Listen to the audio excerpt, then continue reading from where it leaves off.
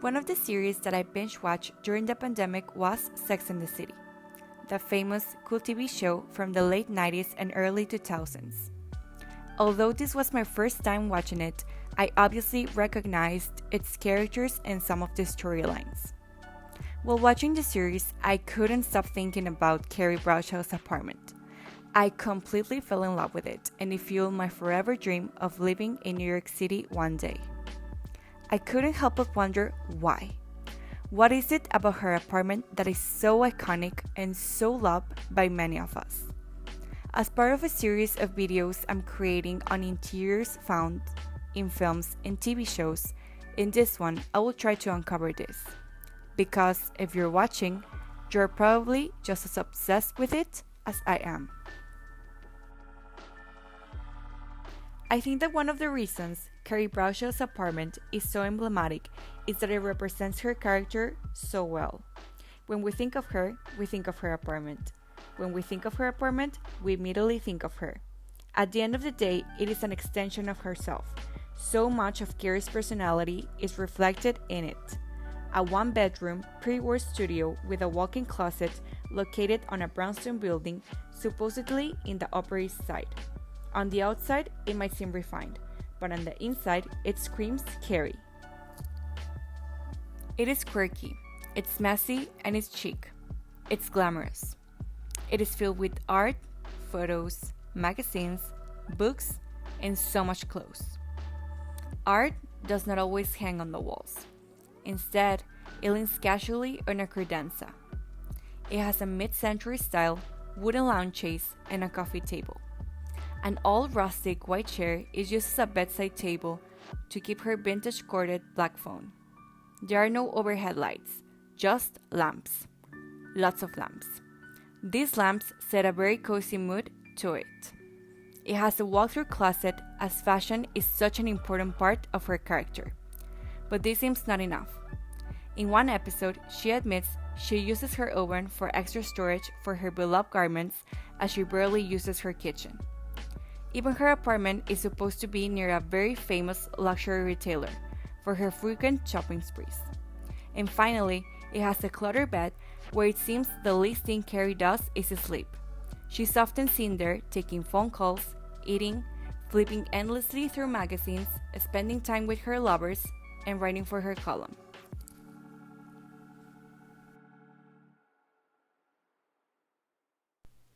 I think that another of the reasons we all love Carrie's apartment is that it is relatable. It has limited space and feels really cozy. We as viewers relate to it because it feels like a place where any real and normal person could live. A real home. Also, her apartment functions as her workplace. Carrie has no fancy office as she is a freelance writer. Instead, she's seen throughout the series working from her messy desk overlooking her window, often looking for inspiration, as well as writing from her bed, coffee table, and even on the floor. On a side note, I think the most perfect placement for a desk is overlooking a window, and she has definitely influenced a lot of us to try this setup. We might need to start to credit her every time we see this arrangement. I often think of Carrie's apartment as a place of reunion. Stanley, Charlotte, Miranda, and Samantha often came over when they were looking to have a chill time. There are countless scenes in which she's gathered around a low coffee table with her friends, having some great conversations, gossiping, and eating Chinese takeout or having drinks.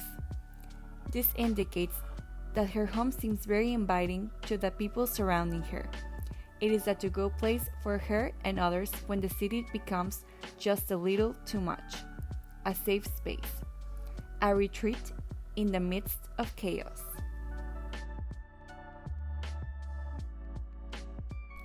Also, we get to see some of the evolution of her character by the way it is decorated. External situations reflecting the way her apartment looks. This adds realness to the space. There is a great article that I absolutely loved titled Unpacking the 5 Design Eras of Carrie Bradshaw's Apartment by Rachel Wallace for Architectural Digest that sums this up perfectly. I will link it down below if you want to know more in depth about these eras. What I would like to pinpoint from this article is that there are 3 events on Carrie's life that caused some alteration on her apartment: her relationship with Aiden, the canceled wedding with Big in the first movie, and Big's death, which marks the start of the And Just Like That reboot.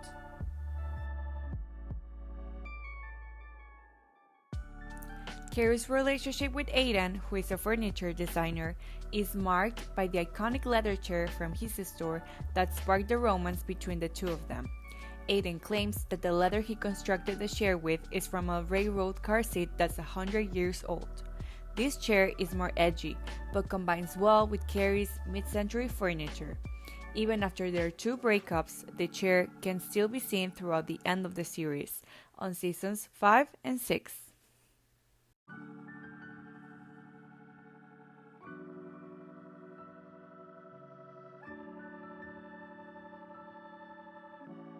During the first movie, when the wedding with Big gets cancelled, the apartment goes through a massive renovation.